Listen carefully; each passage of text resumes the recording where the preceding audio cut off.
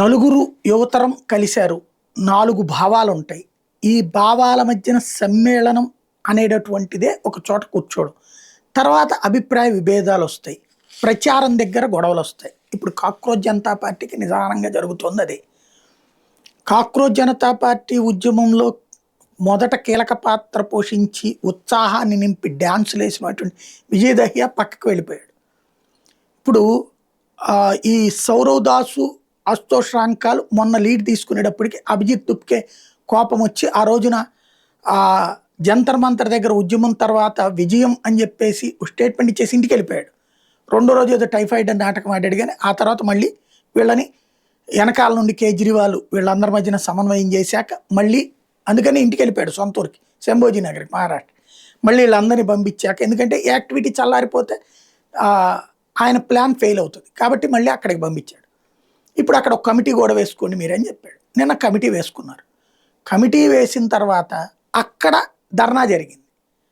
ఎవరు cockroach Janata party తరపు నిన్నటిదాకా ఢిల్లీలో సీరియస్గా కష్టపడి లాఠీ దెబ్బలు కూడా తిన్నటువంటి వాళ్ళు, మేమేమో ఆ రోజున అభిజిత్ దుప్కే పారిపోయాడు, సౌరవ్ దాస్ పారిపోయాడు, అశుతోష్ రాంకా పారిపోయారు.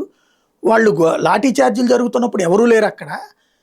చివరికి సౌరవ్ దాస్ వెళ్ళి ఇదే వీళ్ళు ఒక అతను అక్కడ పిజ్జాలు తింటా బర్గర్లు తిన్నాడని చెప్పి పక్కన పెట్టినటువంటి పరిస్థితి విజయ్ దహియాది. ఇలాంటి సిచ్యుయేషన్ చేశారు. అదే ఇప్పుడు కమిటీ వేశారు, జాతీయ కమిటీ అని. కన్వీనర్గానేమో ఇదివరకు ఆమ్ ఆద్మీ పార్టీ కన్వీనర్ కేజ్రీవాల్ ఎట్లాగో ఇప్పుడు కాక్రోచ్ జనతా పార్టీ కన్వీనర్గా అభిజిత్ దుప్కేని పెట్టారు, ముందు పెట్టారు. ఎంత చేస్తే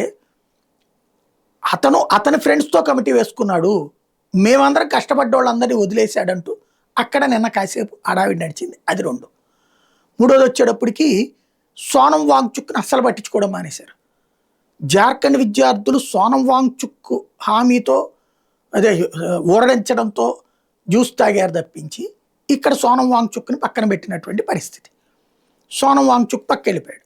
ఇంకొకటి ఆ ఇది అమ్మాయి బోరా అనేటటువంటి అమ్మాయి ఎవరైతే ఉందో ఏఐఎస్ఏ ప్రెసిడెంట్, వామపక్ష సంస్థది.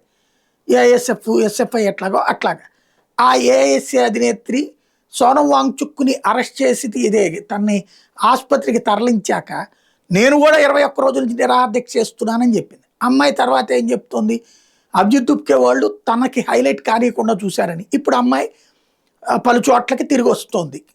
ఆ అమ్మాయి ఇప్పుడు నిన్న వీళ్ళు ఏం పెట్టుకున్నారు, ఈ ఫుల్ ప్లెడ్జ్డ్గా దేశవ్యాప్తంగా తిరగాలనుకున్నారు ఈ సౌరవ్ దాసు, అభిజిత్ దుప్కే వీళ్ళందరూ కూడా. దానికి ప్రిపేర్ అవుతున్నామని ప్రకటించారు. వాళ్ళకంటే ఒక 4 రోజుల ముందు ఈఎంఐ యాత్ర చేస్తానని ప్రకటించింది. తద్వారా ఈ ప్రయోజనం, ఈ జంజీ అన్న పేరుతో జరుగుతున్న ఈ ప్రయోజనపు ఫలాలు పొందడానికి ఒకళ్ళకొకళ్ళు పోటీ పడుతున్నారు అన్నమాట.